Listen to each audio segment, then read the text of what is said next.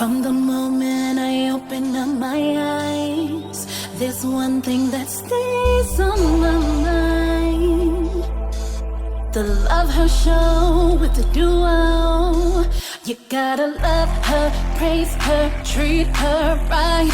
Let your life reflect all the beauty that's inside of you. You gotta love yourself.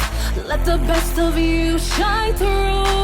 Welcome back. Welcome to the Love Her Show with the Duo. Yes, welcome everyone. This is the Love Her Show with the Duo. Yes. Hosted by the Matchmaking Duo. Yes, I'm Kelli Fisher. And I'm Tana Gilmore. And together, we're the Matchmaking Duo. So come on in. We're so happy and so excited to be back. As you know, we have crazy weeks, but we're always so excited to be back here with you all talking about exciting topics. Yes. Mm-hmm. And this podcast is all about love, life, business, and bliss. Yes. And as you may or may not know, we are life and relationship coaches. We're certified. We are certified matchmakers. We are authors and speakers. And we are also Essence.com bloggers and get workshop facilitators. Yes. So make sure that you check out our blogs in the love and relationship section of Essence.com weekly. Yes. Yeah.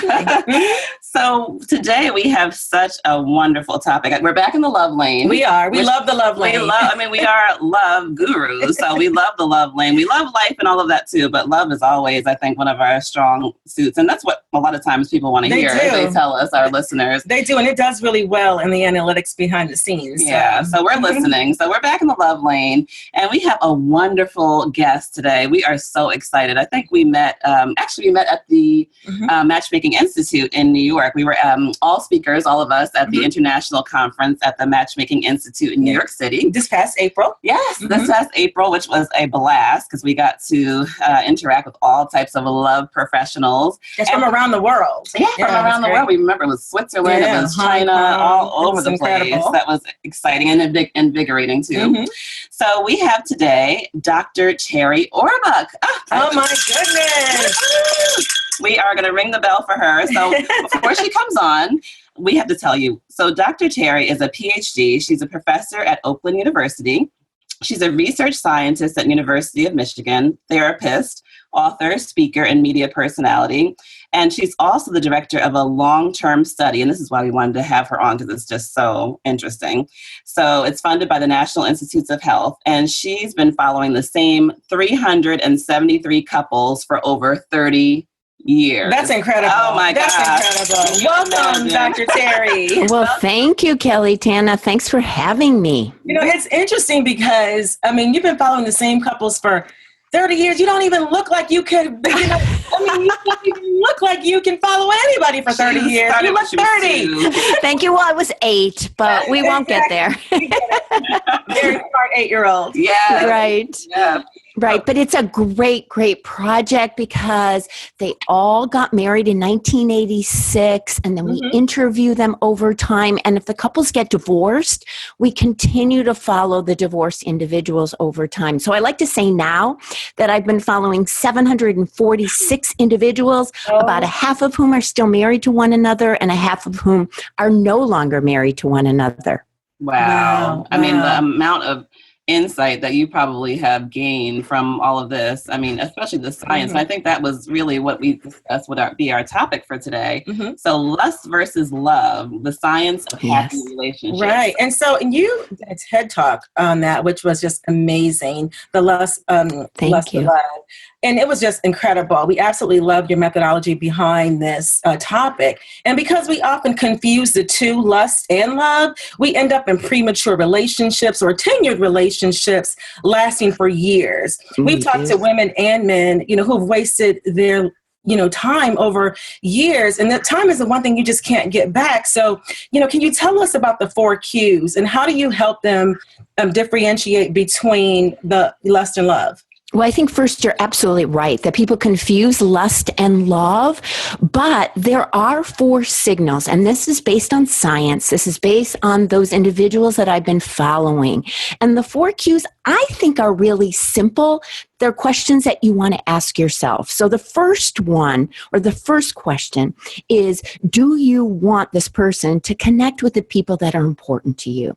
Because when you're in love, you want that person to like and spend time with the people that are important to you. You want to show them off. And that's a cue that it's love, not lust. Wow. And you actually care. Yeah, you actually care, and you want them to spend time. You want them to know your past. You want your family or friends to like this person. And so you don't just keep them to yourself. You want to show them off. And so if you want to show this partner off, that means you're much more likely to be in love than in lust. Wow. And I think that speaks to a lot of the clients who come to us who say, well, I've been in this relationship, but, he never wants to go out anywhere. He might call me at 11 o'clock at night and we get together then, but for some reason, I don't even know his family or his job. So that, I guess that aligns with really what you're saying, that, if he's not connecting you with your family, his family and friends, then it could be more of a lust. That's really interesting. Vice versa. We've had other clients that have told us, well, I just haven't taken him around my family yet, and it's been 2 years. Well, what's holding you back from that? Right, exactly. And I think if it's either way, if you haven't met their friends and family, or you don't want to do the same, that means that you're really not having that love connection. And that love connection is where your body starts producing oxytocin, and it's that feel-good hormone where you want that emotional bonding. Wow. So is that tug, I guess, that tug in your gut that's really saying, I want to be around this person for some reason, but it's just not, I know, really is not going anywhere. Right. It's not going, or that tug means that your attraction is based solely on passion and sexual desire. And I think there's nothing wrong with that, but you want to understand that those feelings and desires are fueled by your sex hormones. And that's why you long to be with that person rather than the oxytocin and the emotional bonding, which equals love. And it's the love that keeps people together long term, not the lust. Wow, that's incredible. Yeah, because we often think of a lustful relationship as one that starts with physical intimacy or sex prior to building an emotional connection. So have you seen that that's true? Yes, I do see that's true. That, at the beginning of a new relationship, that's what's going on. It's the lust. And, when we have those lust feelings, love is blind. You want to be with that person. Sometimes you can't eat or sleep. It's almost like an obsession, right? You're impressed by anything and everything that person says and does. And you don't see their flaws. But we know science shows that lust declines over time, inevitably in all relationships. And it declines after about 12 to 18 months of being with someone. Wow, that's interesting. So lust declines after 12 to 18 months, did you say? Wow. And that's a long time, actually, in my opinion. That is a long time. It depends on how you look at it, right? It can be long or it can be short, depending on your approach. Before you transition into love, if ever. But 18 months is, you're spending a little over a year with someone and not really knowing what it is. Right, exactly. And that's why I always tell people, you don't want to make any big decisions when you're in that lust, passionate love situation, because you are blind. You don't see this person's faults. And we all have faults. So when you begin to see, that they chew with their mouth open, or, they're not so great when they're sick, or whatever it may be, that's when you know that the lust has declined. And then you're seeing the person for who they really are. And that's when it can turn into romantic love. It's interesting. And how many times do we even make excuses when we do see those warning signs in the beginning because it's still lust? Exactly. Exactly. That's why I always say, we sometimes, but by the way, I should say that sometimes lust declines earlier, right? It doesn't have to be 12 to 18 months, but that's why sometimes we say, wait before you make those big decisions in your relationship. Wow. Got it. I wonder. Now, I can talk about, reintroducing or reigniting the lust in a long-term relationship as well. But there are 3 other signs or signals.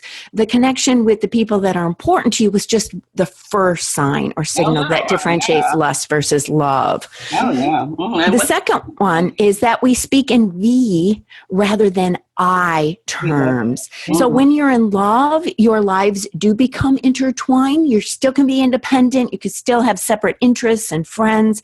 But when you're in love, you're much more likely to be intertwined. And so you begin to think of yourself as a couple.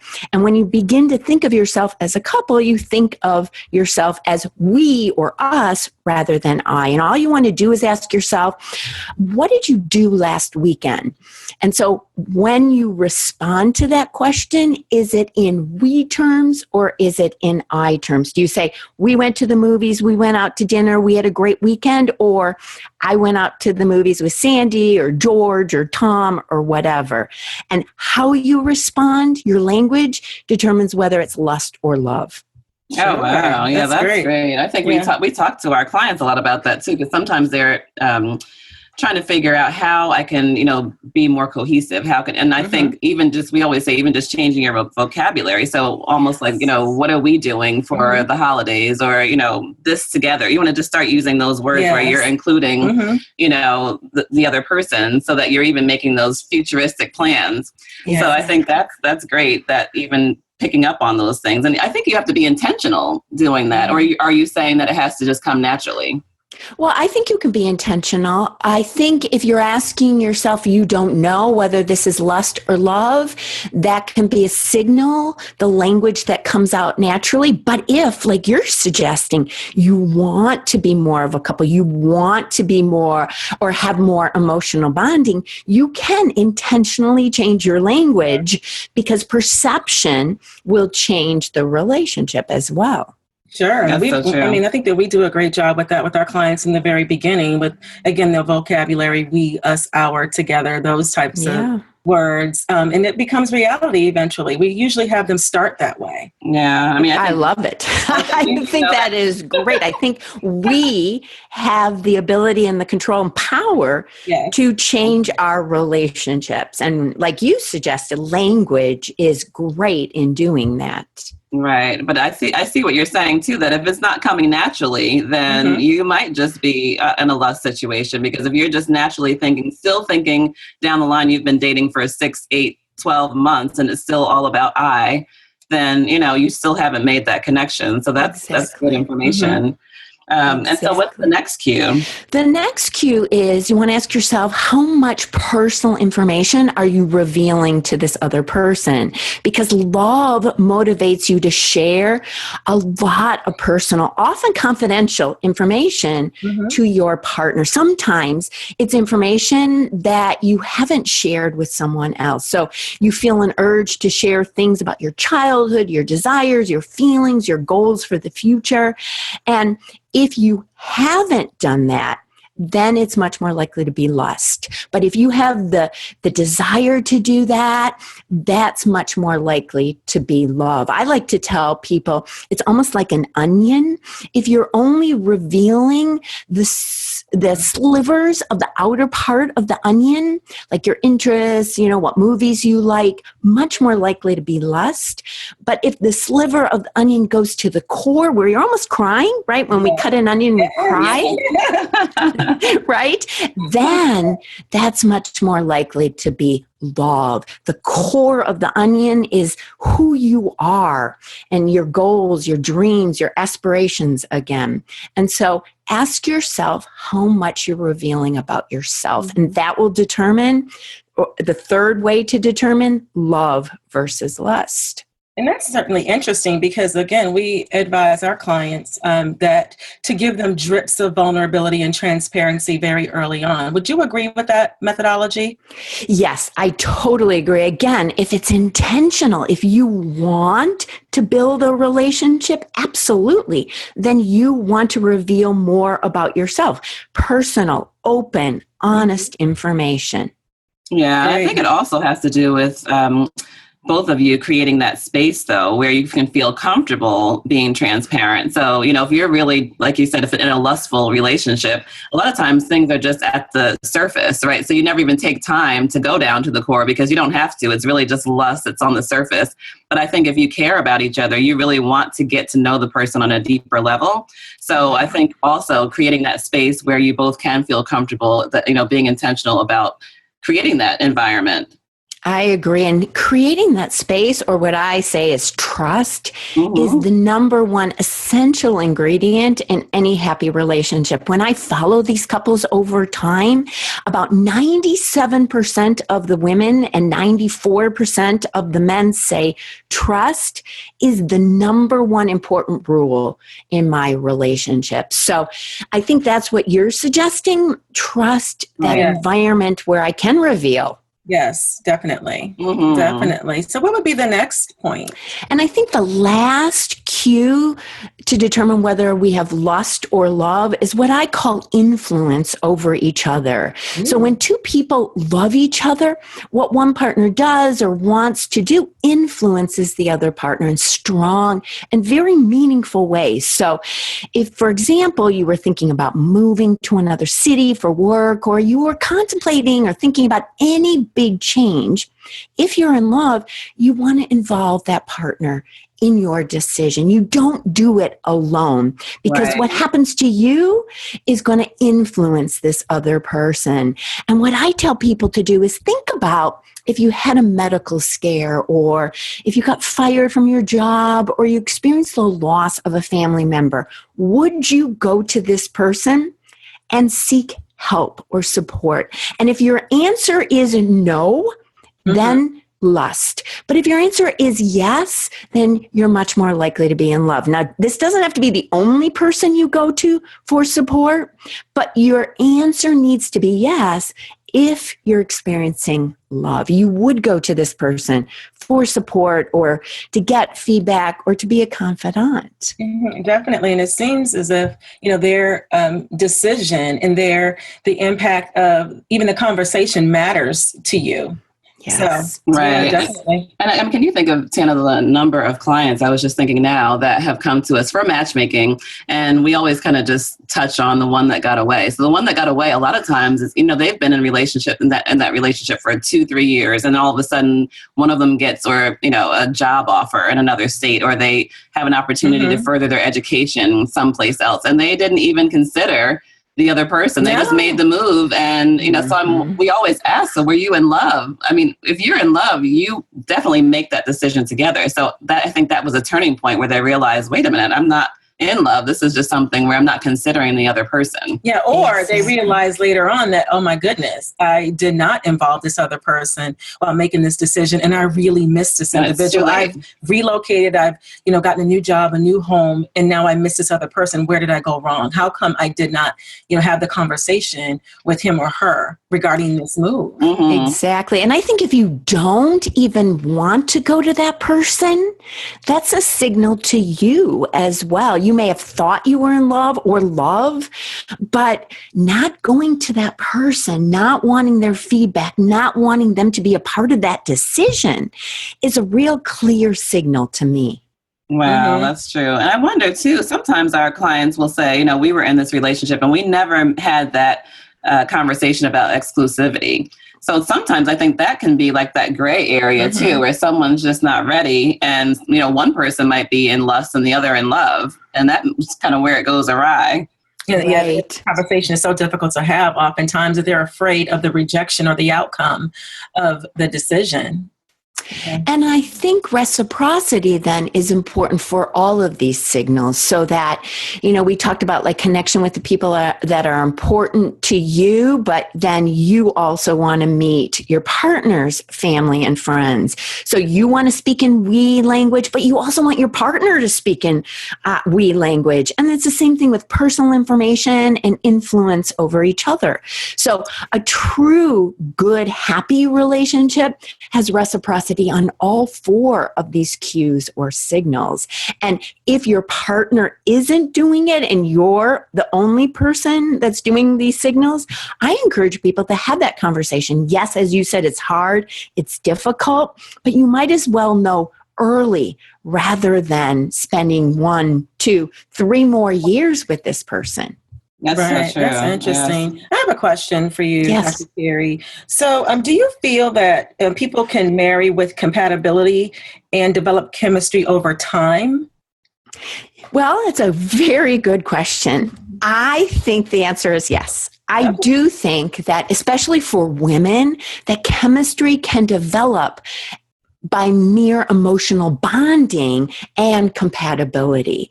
So that sometimes, because women don't know what they're really attracted to, or they're attracted to the shoulds, I should be attracted to this person, the media or romance novels or whatever says I should be attracted to X kind of person, that when they become compatible with someone, when they have a long-term relationship or get married, that chemistry can develop because of the emotional bonding.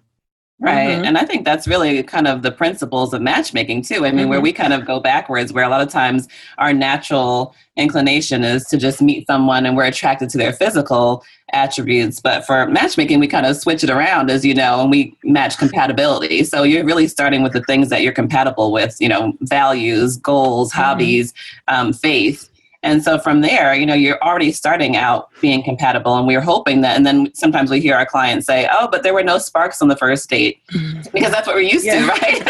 Right, exactly. That's what we're told should be there. Absolutely. Yeah. You know, one of the things that I also tell people, based on science, based on good research, is that you can actually create chemistry.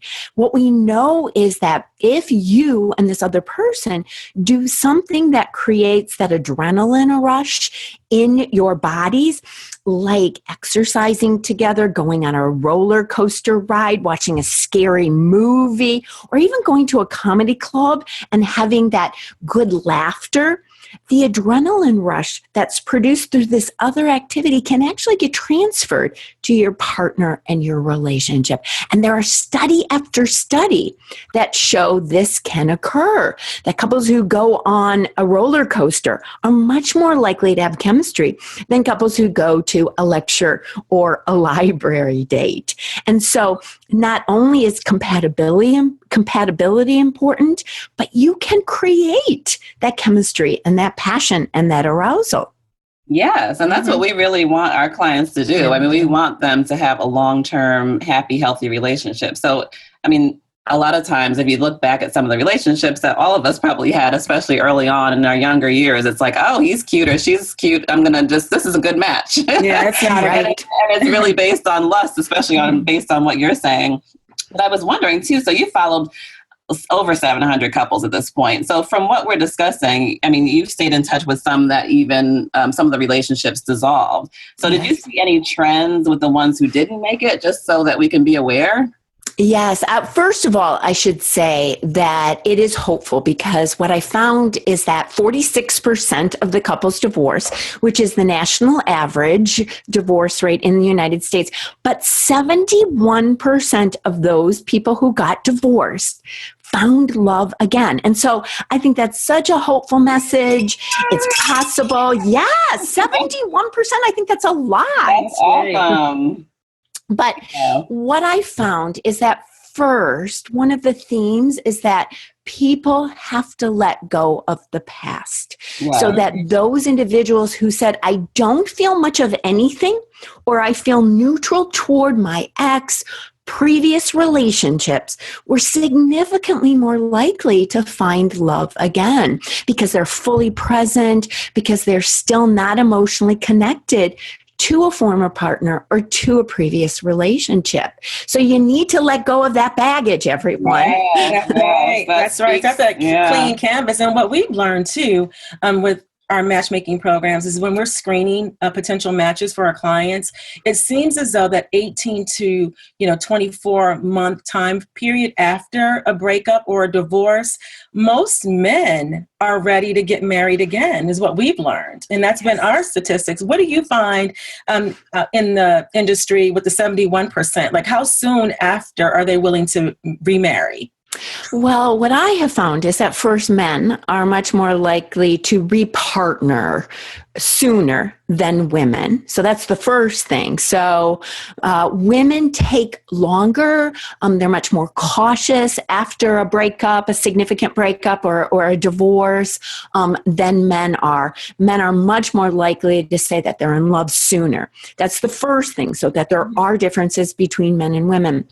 But what I found is that it really depends on the previous marriage. And so that there is no time that I found that someone needs to wait before they repartner or remarry. And that's because some people emotionally separate in their previous relationship or marriage before they actually get divorced or end a relationship. So especially true for women. So as women, we emotionally separate while we're still in a relationship.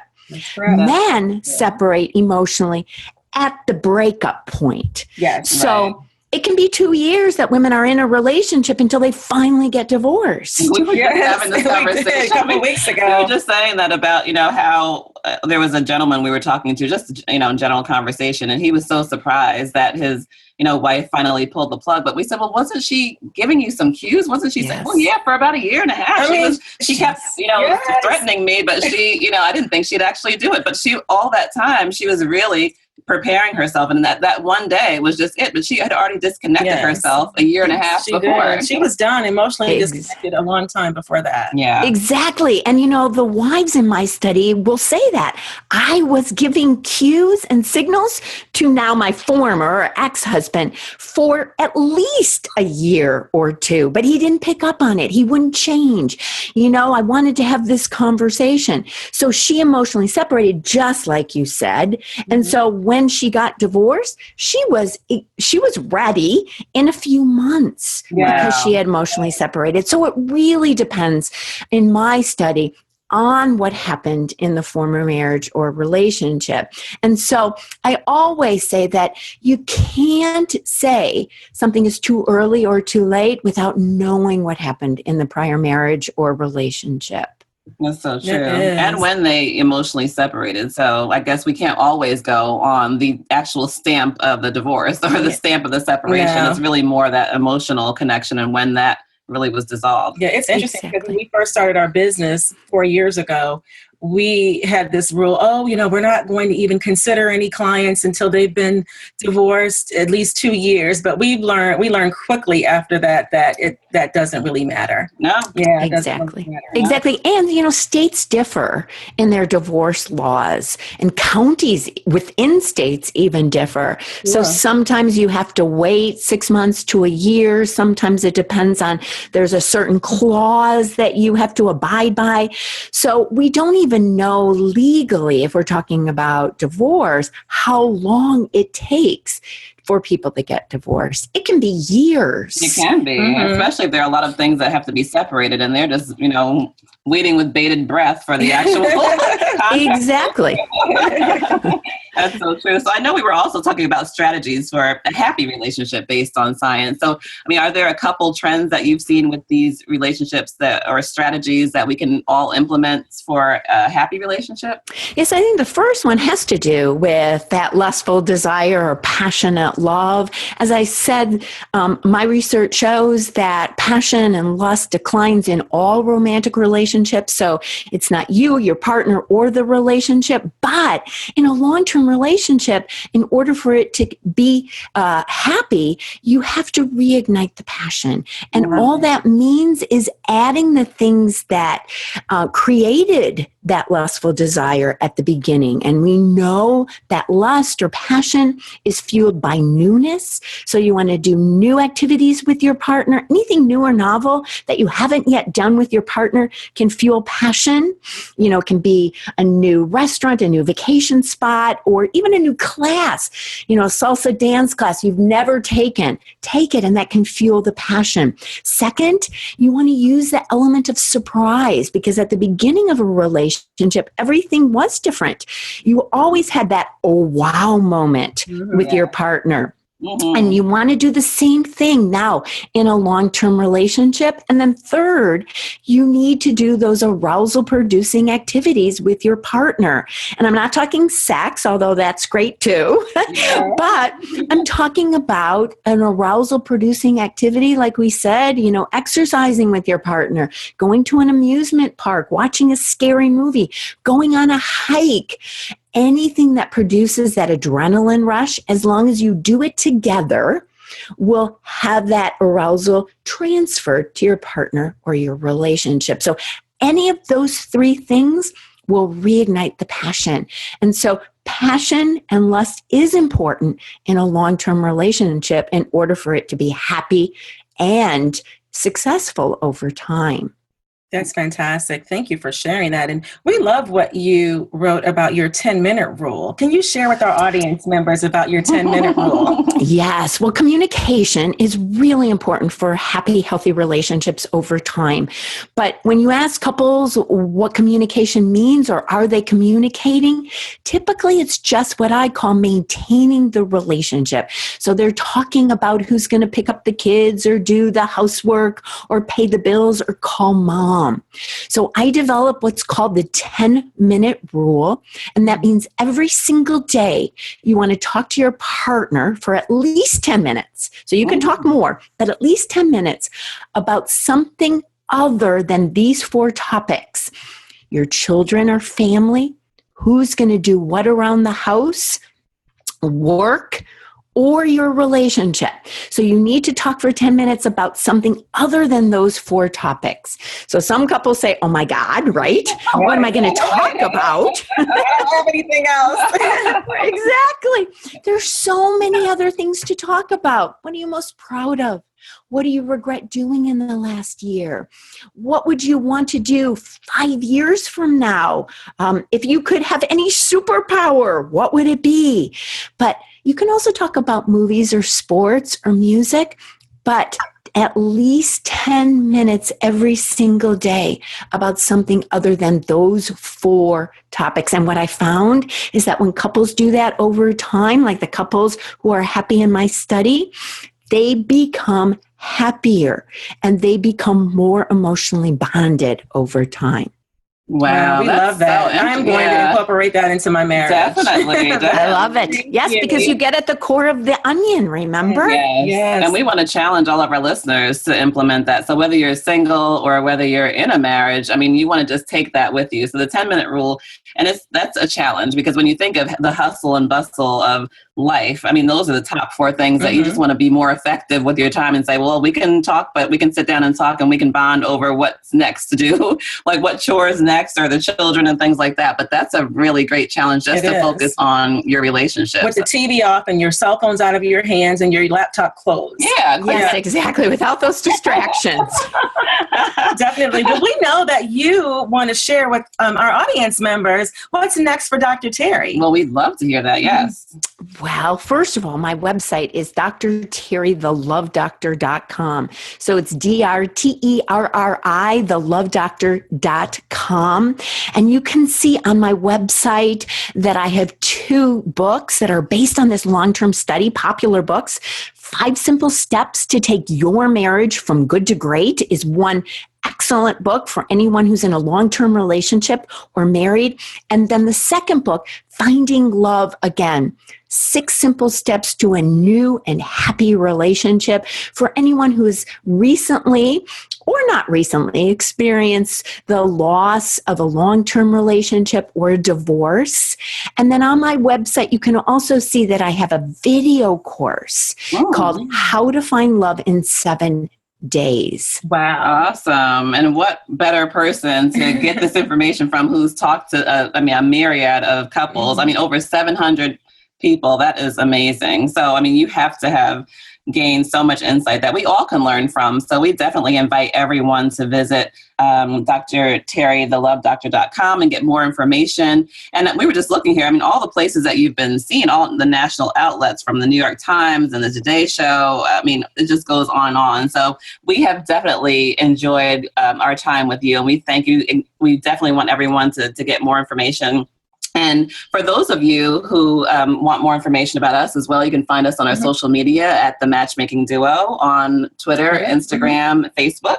And we are launching our inaugural The Love Her Tour. Yes, The Love Her Tour. Yes, ladies and gentlemen, we will be going on tour. And our first tour stop is New York City. And that is June 17th. It is, so yes. You can follow us on our social medias where it's posted and blasted everywhere.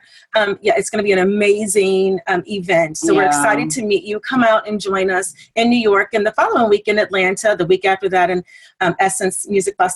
In New Orleans? Yeah, New Orleans and Charlotte, North Carolina to end it all, where we are. And the tickets are going fast. So, so many people have asked us, when are you going to have an event? So we have listened, so we cannot wait to hug everyone. But thank you so much, Dr. Terri, for joining us. This has been such invaluable information. We love to have speakers on who can share some, great information with our audience. And for us, too. And we've, definitely have learned from you. So thank you so very much. Oh, thank you for having me. It's been great. Yes. And so we will see you all soon. Have an amazing day. And if you, of course, if you have more questions, reach out to Dr. Terri or us. So thanks. And we will see you soon. Thank you. Bye. Bye.